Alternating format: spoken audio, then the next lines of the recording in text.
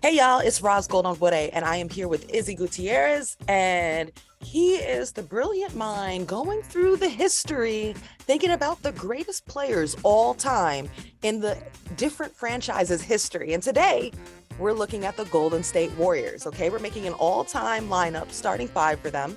This is your squad, though, so you're going to have to help me out a little bit. Tell me if I'm wrong or back me up if I'm right, but I'm ready. I have no doubt that you're bringing it. All right, get us started at the point guard. I mean, let's think about this. Oh, Steph Curry. Right. There is no competition there. They've had some great players at that position, but you're talking about somebody who changed the game. You know, when Steve Kerr says in terms of impactful players who have changed the way you defend, there's only basically three in his lifetime. It's Shaquille O'Neal, it's Michael Jordan, and it's Steph Curry. And I absolutely agree with that when you think about the way the game is played today, and you can credit him with so much of just opening up the game. He's the modern MJ. He transcends the game. And then just the minor details, the little things about his game that we're going to end up taking for granted. Just a lot of the things that he makes look so easy that are just not that easy. A lot of his finishes around the rim. He's, one of the top 10 players of all time, so he's got to be in the starting five of his franchise, right? Now, decide not to use it. Curry, way downtown. Bang! Bang! Oh, what a shot from Curry! With 0.6 of a second remaining. I was like, Steph would be in an all-time all-NBA list, let alone just for franchise history. So I think that was definitely a duh moment for our lineups. But let's see if you have some tougher decisions, Izzy. What about at shooting guard? I do have some tougher decisions, and shooting guard is one of them, but I'm going to have to stick with fellow Splash brother Klay Thompson. All right, here's kind of the thinking on this a little bit. If he is, as people say, right, the greatest snub of the top 76 list, so he's number 77 as the jersey that they gifted him said, that's a pretty high number. And if you are a number 77 of all time and has the record for most points in a quarter, again, if it wasn't for Steph Curry, would be considered arguably the greatest shooter of all time. Him and maybe Dame Lillard would be in that conversation. So I know there's some tough ones. Mitch Richmond was around, probably not long enough. I think longevity is big on my list, by the way. It's very important to my list. Chris Mullin, who you could say is a shooting guard or a small forward, I think could have been considered. But, I mean, you got to go with Klay. He cannot be snubbed again, Roz. You cannot have sad Klay. Get the new jersey. Get the new jersey. He's the best player of all time, baby. Right. No, we don't want that. And it's tough making these lists. You don't want to have recency bias, but yep. I would agree with you as well. On the court, culturally, and just to the importance of the franchise. So let's move along. How about at small forward? Ooh, this one is probably the biggest argument of the group, but I'm going with Rick Barry.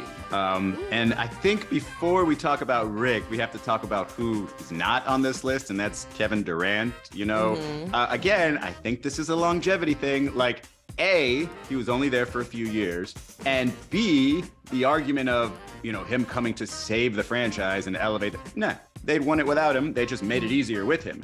And so when you take away, when you look at just the lack of longevity there in just a few years, and you say, yeah, they did great things, but in the end, there's other people that have done more over the course of their years. Now, Rick Barry, who statistically was an absolute beast, also won a championship with the franchise and was a finals MVP with the franchise. So it's not like that big of a leap to say in terms of the quality of player. Rick Barry was an outstanding player, averaged 35.6 points a game with the San Francisco Warriors once. So there's no shame in saying that guy who could shoot the way he could shoot was the best small forward in that franchise's history.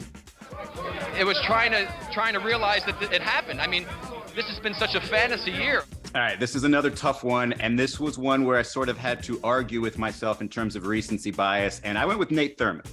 And the difficult decision was not putting Dre on there, but Nate Thurmond was a statistical monster, okay? A couple things about him. A, he had a season where he averaged 20 and 20, okay? 20 points and 20 rebounds, which is insane, all right? Wilt Chamberlain did that all the time, by the way.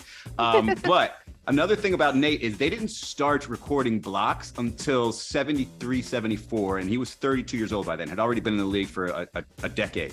That year, as a 32-year-old, averaged 2.9 blocks per game. So imagine, in his prime, when he's making all those all-star games, averaging 20, how many blocks? He's probably averaging 4 or 5 blocks a game. So this is one of those where the statistics sort of overwhelm his Draymond's portion in the championships, Draymond's, defense that you can't put a number on. Well, there's a lot of numbers you can put on Nate Thurmond, and so I got to go with Nate Thurmond as a power forward. You see a guy like Nate Thurmond, and you know what professional sports is all about.